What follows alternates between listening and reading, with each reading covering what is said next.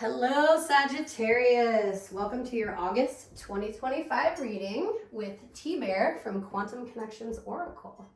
Let's get started.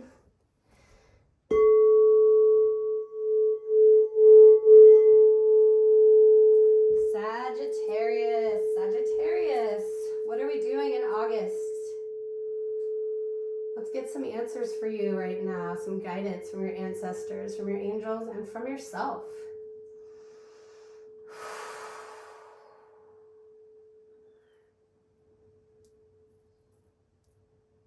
Sagittarius and Sagittarius Rising.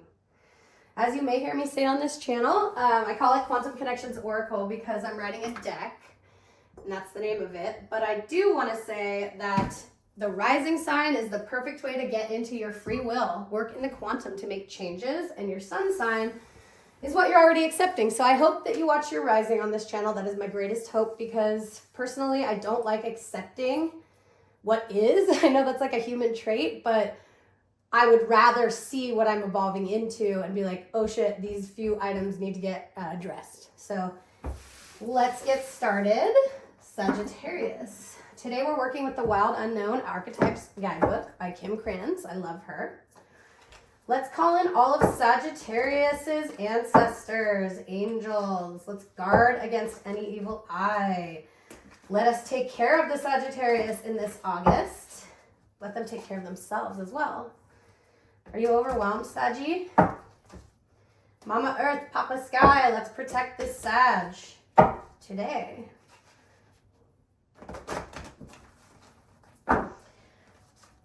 I had the most funny song in my head, and I don't remember what it's called. I think it's called Somebody to Shove. But there's this part. It's like a 90s song by Dave Perner's the lead singer, and he was in Reality Bites. He was Winona Ryder's boyfriend in Reality Bites. What are they called? Soul Asylum. I wanted to say Soul Coffee. Soul Asylum.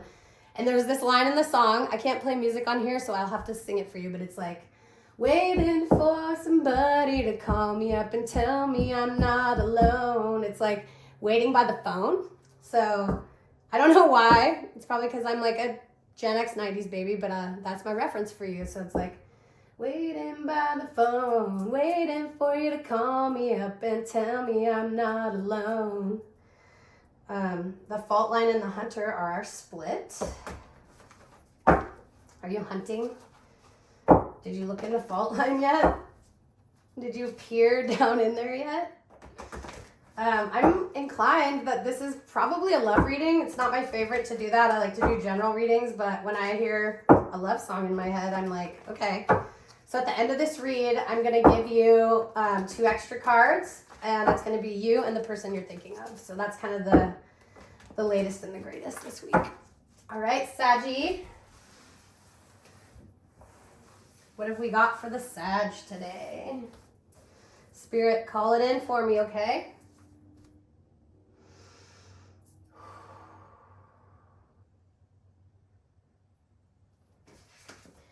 The current situation is the thread, and it's a red thread, which labyrinth vibes. Ooh. The vessel is where you've been.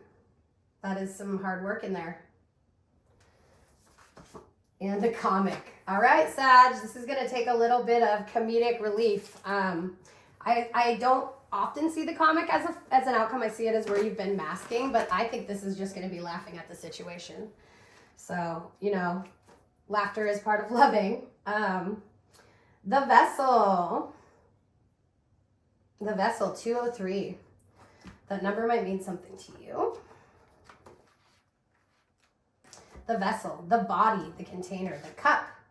The vessel might be the most powerful archetypal form on earth. It is everywhere.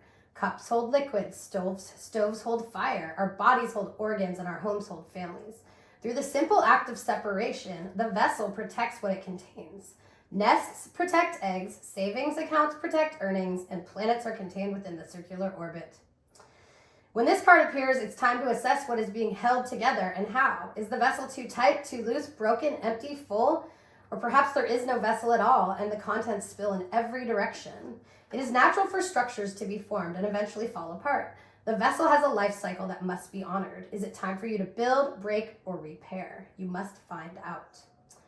Stable, strong, and graceful, or trapped or being in a bubble. And it's Loving Cup by the Rolling Stones. So it's like, give me another drink from your loving cup. So it's like just one drink and I fall down drunk. So it's like, are you filling your container with people? Have you done self-love? Have you done so much of it you've spread yourself too thin? Is the love you're giving too loose, too hard? Have you seen a therapist? Or have you sought out a guide? Or can you just take a look at this and decide what is in this vessel and what's not, and if it exists at all? So this is like, to me, it's a longing card. Longing for clarity or longing for a person. The thread. This is going to connect you to the hilarious future that you're about to have, the enlightening Buddha's laugh, I would say. The thread, 205. The thread, the path, the vein, the circuit. Life is a tangle, so much happening simultaneously and circuitously, leaving us grappling for meaning and direction in a network of distractions. When we connect to the energy of the thread, however, we strike the deepest vein in the body. Our whole being responds to its tug, meaning it's pumped through our bloodstream, our mind, and our spirits are lifted. We remember who we are. I love this. Bye-bye. You're gonna have to know what happened, but you're over this. We remember who we are, and we came into what we came in this world to do. Though this happens on the most profound level, it could be the simplest incident that activates the thread. A song, an image, a conversation heard in passing. No matter how confusing and multi-layered our modern lives become, if we are connected to it, the thread, we are free. Being tethered to it is the anchor our heart requires. When light, the circuit of meaning within chaos. When dark, binding, frustrated, and taut. You may think you have to find the thread and pull it. Imagine, though, that it's already tied around you, waiting for you to follow it home.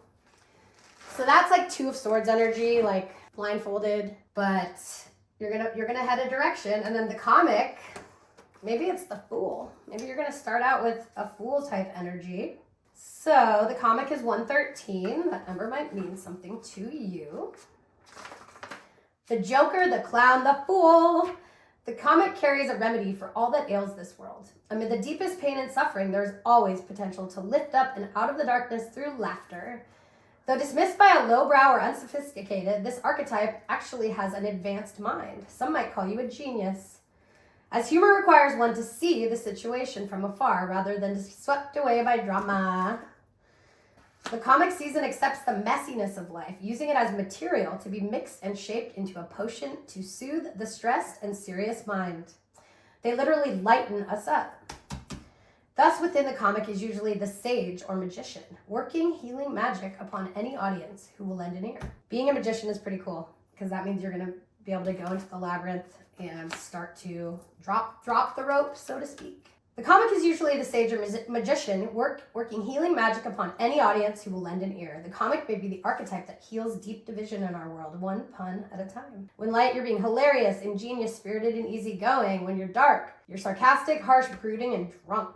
And what did I say? Laughing Buddha energy. It says images of the Buddha or stand-up or improv comedy. So you might want to watch your favorite comedians right now. Get out of your head. You're not in the vessel anymore. You don't have to hold on to the thread. The comic has plenty of shade to throw on others, and it can fall into shadow at the drop of a hat. Beware of their sharp claws. And there's a kitty cat in a party hat pictured here. So get out your party hat. As this would be with love, it seems like a really confusing energy. This is a headless female form with her hand over her crotch in a bowl. Not thinking or like exploding thinking, covering up your privates. So it's like, who am I giving myself to kind of vibes. And then it's got this bowl underneath with like flan, but it looks like fire too. So it's like fire in your soul to move up. And then the thread will lead you into the labyrinth of life. This isn't a scary dark place. This is like, there is a thread, right? So you know where you're going. You can follow your heart, little red thread, okay? And you're probably in there right now. So when you come out, you will have laughed over yourself, over the things you're finding, over the people you're entertaining, and I hope it's funny because I don't want any tragedy. I want comedy. So, Sagi, let's see first who you're showing up as right now. In love, you are the crone. That is some serious knowing. So you know you want that love. And the Village is going to help you get there. So, like covering up your private things. Your heart is in the labyrinth, but you know better. You know everything already. This is the Grandma card. It has a protecting Jewish star on it. It's holding a crow of transformation. And the Village, I know about this card. It is about returning to people. And it sounds like you might have been throwing some shade. So did you want to talk to anybody about that? Maybe there's a bunch of people you like. You might want to whittle that down. Or test the waters and really go in and date and then tone it down, okay? Let's give you an animal, Woodland Warden, for the Sagi. Who is going to guide you right now in August? So we don't go outside. Sometimes we live in big cities, or we live in suburbia, or maybe it's like a little deserty and you don't see much animal-wise. So in our modern age, you can like see it on a billboard, see it on a t-shirt, see it on a TV, on an internet. So don't look for this animal literally. You can look for it like figuratively. The beaver, home.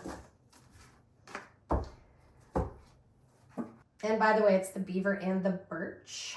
This book has all Roman numeration, so I just kind of like figure out where it is in the book, and then it's actually easier for me visually to find it.